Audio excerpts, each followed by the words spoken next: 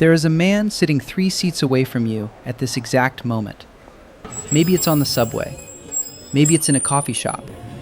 Maybe it's in the waiting room of a dentist's office, where the magazines are 2 years old and the chairs are uncomfortable. He's wearing a plain jacket. Unremarkable. The kind you buy because it works, not because it says anything. His phone is an older model, not vintage, just old. His shoes are clean, but not new. He ordered the regular coffee, not the one with the name on the side and the 4 syllables. He does not look wealthy. He does not look interesting. He looks like a man waiting for his dentist appointment. And he has $11 million. Not on paper. Not in a house he can't sell. Not in a pension that kicks in when he's 83.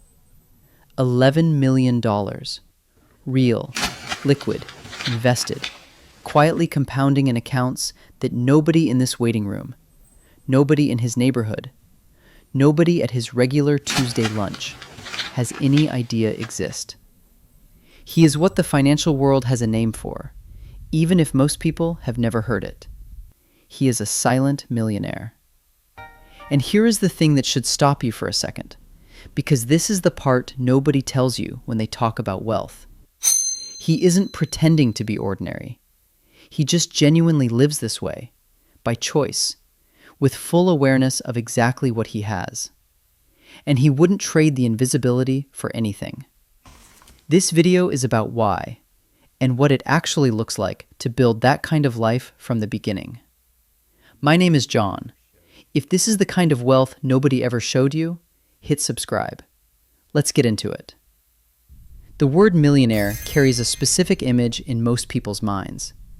The watch, the car, the house with the gate, the table at the restaurant where the prices aren't on the menu, because if you have to ask, you shouldn't be there. That image is real. That kind of wealth exists. But it represents a surprisingly small fraction of the people in this country, with a net worth above $1 million. The Federal Reserve's Survey of Consumer Finances has been tracking American household wealth for decades. And what the data consistently shows is something that should fundamentally reshape how you think about what rich people look like. The majority of millionaires in the United States do not live in the houses you drive past and stare at. They live in ordinary neighborhoods. They drive ordinary cars. They shop at ordinary grocery stores and argue with their kids about ordinary things and worry about ordinary problems. They built wealth quietly, over time, without an audience, and in most cases, without anyone in their immediate circle knowing the full picture. That is the silent millionaire. Not someone hiding something shameful. Someone who discovered, usually through experience rather than advice, that the accumulation of real wealth and the display of wealth are not just different things, they are opposite forces. Let me introduce you to 2 people who started in the same place, Marcus and James. Same age, same city, similar salaries coming out of college. Both smart, both ambitious. Both told themselves they were going to build something. Marcus bought the apartment in the visible neighborhood. He drove the car that said something. He wore the watch at 28 that told people he was someone to take seriously. He took the trips and documented them. He ate at the places his friends expected him to eat at. He wasn't reckless. He wasn't irresponsible. He was performing wealth while trying to build it simultaneously. And those 2 things, it turns out, are almost impossible to do at the same time. James rented a smaller apartment 1 neighborhood over. He drove a 5-year-old Honda that embarrassed him slightly at first, and then stopped bothering him entirely by year 2. He took the same trips Marcus took, just less often and less expensively. The difference between their lifestyles, month to month, was roughly $2,200. James invested that $2,200 every month for 12 years. At a modest 8% annual return, that gap produced $490,000. Marcus has a life that looks like $490,000 more than James. James has an account with $490,000 more than Marcus. One of those is real. Only one. Here is what most people misunderstand about silent millionaires. They think the invisibility is the cost of building wealth, a sacrifice, the thing you give up in exchange for the account balance. It isn't. The silence is the strategy. When people around you don't know what you have, something very specific and very important happens.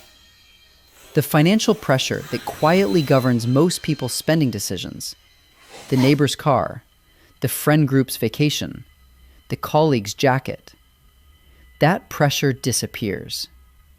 You are no longer managing other people's expectations of your lifestyle. You are only managing your own. And your own expectations, when you strip away the social performance, are almost always simpler and cheaper than you thought. There is a concept in psychology called social comparison theory. The finding that humans evaluate their own lives primarily through comparison with the people around them, not against an absolute standard, against a relative one. Silent millionaires break this cycle on purpose. Not by becoming hermits, not by cutting off relationships or pretending they don't care what anyone thinks, by simply declining to give the people around them the information they need to generate the pressure. If no one knows you have it, no one expects you to spend it.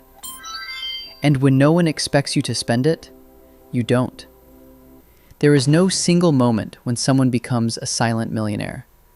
There is no decision they make on a specific Tuesday. There are 3 behaviors, practiced quietly and consistently, that compound over time into something most people never build. The first behavior is consuming below the signal. This signal is what your income says you can afford. Your salary, your neighborhood, your friend group. All of these generate a social expectation of what your lifestyle should look like. Silent wealth builders consistently consume below that signal. Not dramatically, not uncomfortably, just consistently below it. $100 a month below it. $200. Whatever the gap produces over time, that gap is the wealth. The second behavior is privacy about money. This sounds simple. It is actually surprisingly difficult in a world where lifestyle is currency and transparency feels like connection. The silent millionaire learns to talk about almost everything except the specifics of their financial position. Not out of shame, out of protection. Protection from the social pressure that specific numbers generate. The third behavior is patience with the invisible years. Wealth in the early years is invisible. You are saving and investing, and the number is growing, but nobody can see it, including you, in any meaningful daily way. The silent millionaire understands that these invisible years are not wasted years. They are the most important years. They are the years the machine is being built.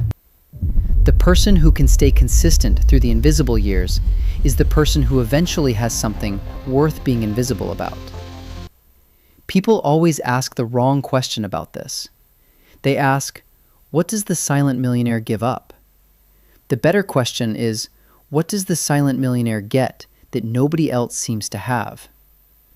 The answer is a specific quality of daily life that is almost impossible to describe to someone who hasn't experienced it. The closest word in the English language is options.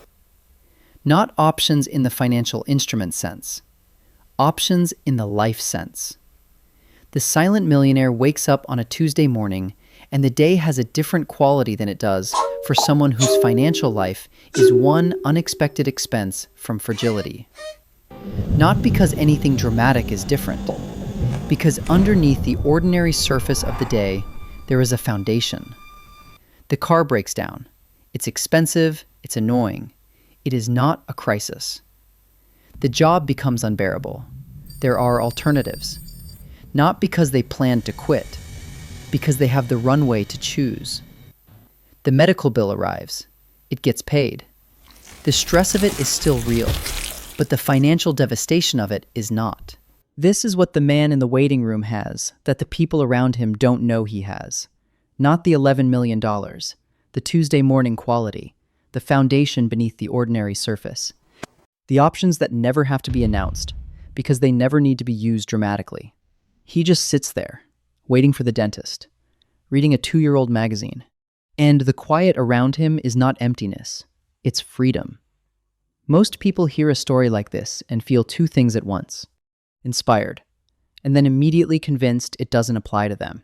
Because they don't make enough, because they started too late, because the gap between where they are and $11 million is too large to think about, without the thought collapsing under its own weight. So don't think about $11 million. Think about the gap.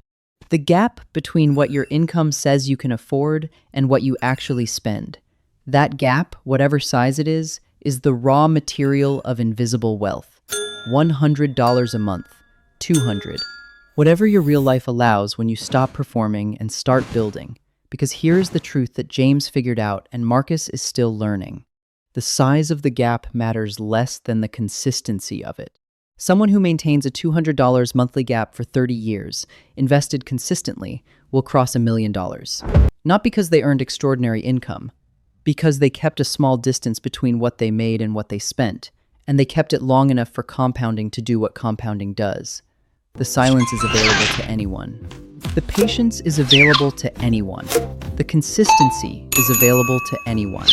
The question is not whether you can afford to build invisible wealth. The question is whether you're willing to stop making it visible before it exists. The man in the waiting room sets down the 2-year-old magazine. The dentist is ready for him. He stands up, picks up his unremarkable jacket, walks through the door. Nobody in that waiting room looks up. Nobody thinks about him for another second. And somewhere in an investment account bearing his name, another Tuesday's worth of compound interest arrives quietly, without announcement, without audience, without anyone who happened to share that waiting room having any idea. That is the whole story. That is the entire point. Wealth that nobody sees is the only kind that compounds in peace. If this video showed you a version of financial success that nobody ever put on a billboard, hit subscribe. And tell me in the comments, have you ever met someone like this? The person you found out had money and never would have guessed? Because they are everywhere. They are sitting in every waiting room. You just have to know what ordinary actually looks like when it has a foundation underneath it.